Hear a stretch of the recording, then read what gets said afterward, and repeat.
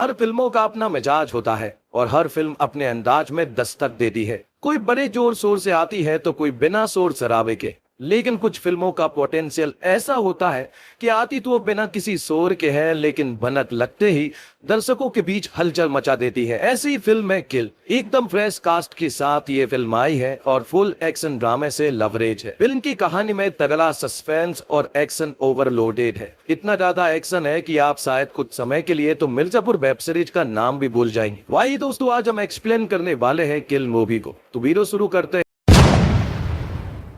एक खास ऑपरेशन से लौटे नेशनल सिक्योरिटी कमांडो अमृत राठौर से, जिसको हाल ही में अपने दोस्त बीरेश से ये बात मालूम चली है कि उसकी प्रेमिका की सगाई तय हो चुकी है और कल उसकी सगाई होने वाली है। अमृत जो है वो तुलिका से बहुत ज्यादा प्यार करता है, इसलिए उसकी सगाई रुकवाने के लिए वो रांची पहुंच जाता है, जहां पर की तुलिका की सगाई होने वाली है। तुलिका के फादर जो है वो बहुत ही रईस आदमी है। वो एक ट्रांसपोर्ट कंपनी के मालिक है और उनका अच्छा खासा दबदबा भी है। यहाँ पर अमृत जो है वो सगाई में लेट पहुंचता है। वहां तुलिका की सगाई हो चुकी थी, लेकिन तुलिका को कोई फर्क नहीं पड़ता है क्योंकि उसे शादी तो अमृत से ही करनी है। हालांकि अमृत जो है वो तुलिका को यहाँ से भगाने के लिए आया था, लेकिन तुलिका उसे बताती है कि हाल ही में जो तुमने पटाखे की आवाज सुनी है वो पटाखे की आवाज नहीं, दरअसल में गन शॉट्स थे। इसलिए मुझे यहाँ से भगाने के बारे में तो सोचना भी मत, क्योंकि उसके पास प्लान बी है, जहाँ वो रांची से अगले दिन दिल्ली के लिए निकलने वाले थे और उसी ट्रेन में अमृत भी सफर करने वाला था। तो अब शाम को तुलिका और उसकी पूरी फैमिली रांची से दिल्ली के लिए निकलते हैं ट्रेन के द्वारा। और वॉशरूम का बहाना करके तुलिका जो है वो बाथरूम में चली जाती है, जहाँ पर कि उसका इंतजार अमृत कर रहा था।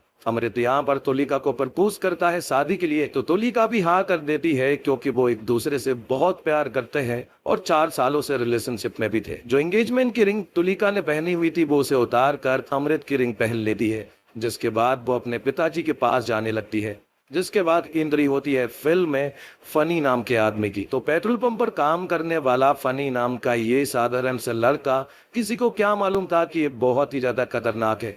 यहाँ पर वो एक पुलिस वाले से बात कर रहा था और जैसे ही ट्रेन रांची से निकलती है तो फनी उस पुलिस वाले के सर पर वार करके उसे जान से मार देता है और अचानक से ट्रेन की बोगी में हलचल होना शुरू हो जाती है, जहां पर कि सभी लोग पूरी तरह से हैरान रह जाते हैं। आगे में मालूम चलता है कि दरअसल में फनी की एक गैंग है और ये लोग लुटेरे हैं, जिन्होंने लगभग 4 बोगियों को अपने कंट्रोल में कर लिया था। सारी बोगियों में उन्होंने जैमस लगा दिए थे, जिस वजह से किसी के भी सेल फोन काम नहीं कर रहे थे। अब आगे चलकर ये लोग सभी को लूटना शुरू करते हैं। इनका यही काम होता है, जिसके पास से जो मिलता है वो सभी कुछ लूट के यहाँ से फरार हो जाते हैं। इनके पास सिर्फ 30 मिनट होते हैं, जो कुछ हाथ लगता है लूटने के बाद। आधे लोग जो है वो रेलवे क्रॉसिंग पर इनका इंतजार कर रहे होते हैं। तो लूटते वक्त यहाँ पर फनी की नजर जो है वो तुलिका पर पड़ जाती है। कहीं ना कहीं वो उसे पसंद आ चुकी थी, लेकिन तभी तुलिका के पिता उसे रोकते हैं और अपनी पहचान बताते हैं कि उनका नाम बलदेव सिंह ठाकुर है और अगर उन्हें कुछ भी हुआ तो हरियाणा की पूरी पुलिस जो है वो उन्हें ढूंढ कर मारेगी। तो फनी को यहाँ पर मालूम चलता है कि बलदेव सिंह ठाकुर एक ट्रांसपोर्ट कंपनी का मालिक है। तो वो कहता है कि हमारी लूट हम यहीं पर खत्म करते हैं, क्योंकि ये आदमी हमारे लिए जैकपॉट है। इसकी पूरी फैमिली को हम लोग हमारे कब्जे में लेते हैं और इनसे फिरौती मांगते हैं। एक बात और, इनकी गैंग में जो लोग हैं वो सारे इनके परिवार के लोग ही है। मतलब कि इस गैंग में मामा, काका, चाचा, फूफा, मौसा, ये सभी लोग तो है ही, साथ ही इन सभी के लड़के भी मौजूद हैं। तो जिन 4 बोगी को इन्होंने टारगेट किया है उनमें अमृत और बीरेश भी शामिल है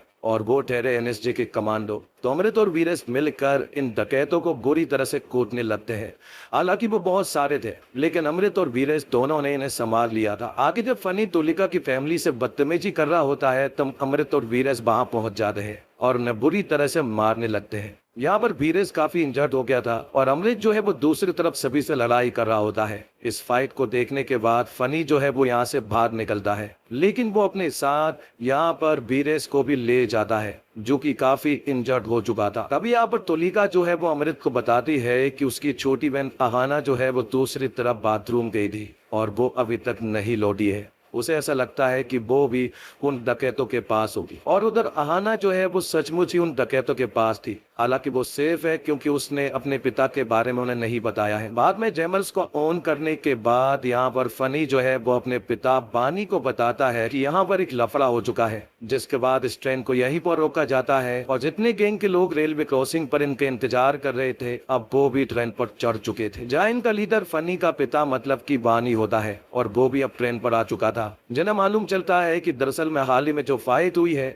उसमें बानी का भाई मारा जा चुका है और उसे दरअसल में वीरेश ने मारा है, जिस वजह से वो सभी लोग वीरेश को बुरी तरह से मारते हैं और उसे पूरी तरह से अधमरा कर देते हैं। तब यहाँ पर फनी जो है वो अपने पिता और अपने पूरे परिवार को बताता है कि ये सब कुछ बलदेव सिंह ठाकुर की वजह से हुआ है और वो उस जैकपॉट के बारे में भी बताता है कि अगर उसकी फैमिली हमारे हाथ लग गई तो हम मालामाल हो सकते हैं। लेकिन यहाँ पर फनी जो है वो उस कमांडो के बारे में भी बताता है जो कि उन लोगों को बुरी तरह से मार रहा है, जबकि एक साइड से बोगी को पूरी तरह से बंद कर दिया गया था। तो वहीं तुलिका और उसके पिता को यहाँ पर अमृत ने एक जगह पर रुकने को कहा था क्योंकि वो आगे जाकर अहाना और बरेस की जान बचाने वाला था और उनके हाथ उन डकैतों का एक आदमी भी लग चुका था, जिस वजह से वो यहीं पर रुकते हैं और अमृत जो है वो एवन की तरफ आगे बढ़ता है जहां पर उसे उन डकैतों के बहुत सारे लोग मिलते हैं। लेकिन यहाँ पर अमृत जो है वो उन्हें बेरहमी से मारना शुरू करता है, हालांकि वो उन्हें जान से नहीं मार रहा था।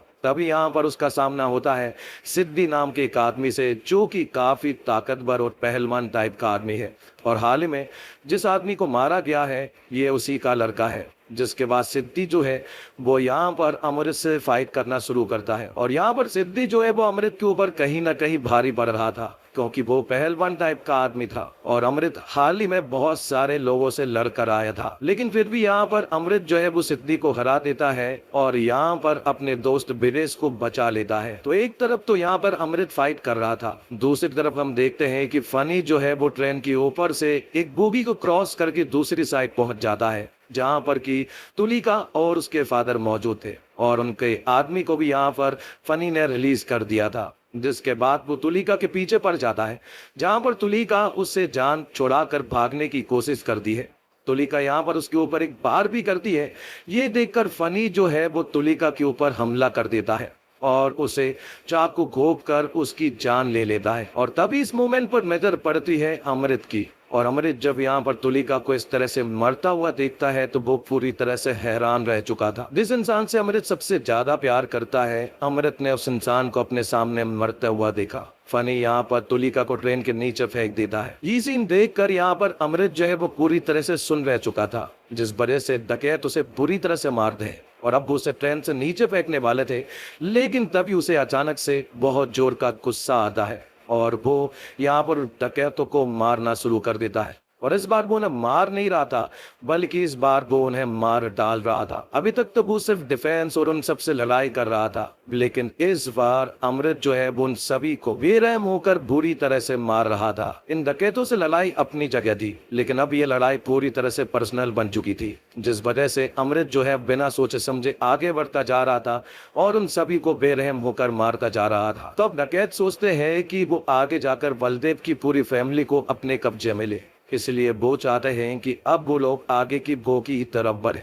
लेकिन जैसे ही वो आगे की बोगी की तरफ बढ़ना शुरू करते हैं तो वो पूरी तरह से हैरान रह जाते हैं क्योंकि यहाँ पर अमृत ने उनके लोगों को इतने गंदे तरीके से मारा हुआ था इन डकैतों की आंखें फटी की फटी रह जाती है। अमृत ने अब सारी प्लानिंग कर ली थी कि इन्हें किस तरह से मारना है। अब अमृत ने आगे की बोगियों में पूरा अंधेरा कर दिया था। ये डकैत आगे तो बढ़ते हैं लेकिन सामने वो लोकल पैसेंजर को सामने लेकर चलते हैं। यहाँ पर वो देखते हैं कि अमृत ने तो ढेर मचा कर रखा है और इस अंधेरे में ही अंधेरे का फायदा उठाकर वो इन डकैतों की ओर फिर से हमला कर देता है और फिर उन्हें चुन चुन कर मारना शुरू कर देता है। और इसी फाइट के दौरान यहाँ पर अमृत की एक बार फिर से मुलाकात होती है सिद्धि से। उन दोनों के बीच में एक बार फिर से फाइट शुरू होती है, लेकिन यहाँ पर इस बार अमृत और उसके कुछ लोगों ने मिलकर यहाँ पर सिद्धि को बुरी तरह से मार दिया था। अब ट्रेन रुकती है जहाँ पर की वानी ने अपने कुछ लोगों को नीचे उतार दिया था। उन्हीं में से यहाँ पर फनी भी मौजूद था। लेकिन लास्ट टाइम पर वो ट्रेन पर चढ़ जाता और पीछे से आ जाता है,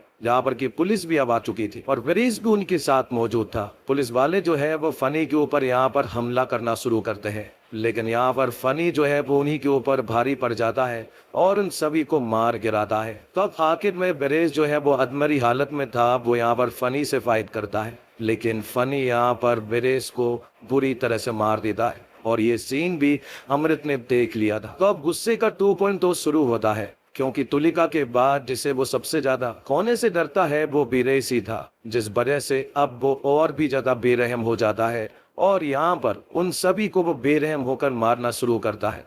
और इस बार उसके हत्थे चढ़ जाता है वानी। पहले तो वानी को वो बुरी तरह से मारता है, जिसके बाद वो उसके मुंह में शराब की एक बोतल भर देता है और बाद में अपने लाइटर को जेब से निकालता है और उसके मुंह में आग लगा देता है। ये सीन बहुत ही ज्यादा खतरनाक था और इसे देखकर तो फनी भी पूरी तरह से हैरान रह चुका था। फनी यहाँ पर अमृत से कहता है कि ऐसे कौन मारता है, तुम रक्षक नहीं हो बल्कि राक्षस हो, क्योंकि तुमने जिस तरह से लोगों को मारा है ऐसा कोई भी इंसान नहीं मारता है। और वह अमृत जो है वो गुस्से में लाल पीला हो रहा था। आखिर में उसके हाथ लगता है फनी से उसकी लड़ाई होती है और फनी को भी वह बुरी तरह से मार देता है, जो कि देखने लायक सीन तो बिल्कुल भी नहीं था। तो इस पूरी लड़ाई में अमृत ने तुलिका और वेरिस को खो दिया था और साथ ही कुछ 2-4 पैसेंजर को भी, जिनके फैमिली वाले यहीं पर मौजूद थे। बाकी यहाँ पर अमृत ने उन डकैतों के पूरे परिवार का सर्वनाश कर दिया था और सभी को मार गिराया था। आखिर में आर्मी भी यहाँ पर आ जाती है और वो सारे सिचुएशन को हैंडल कर लेती है।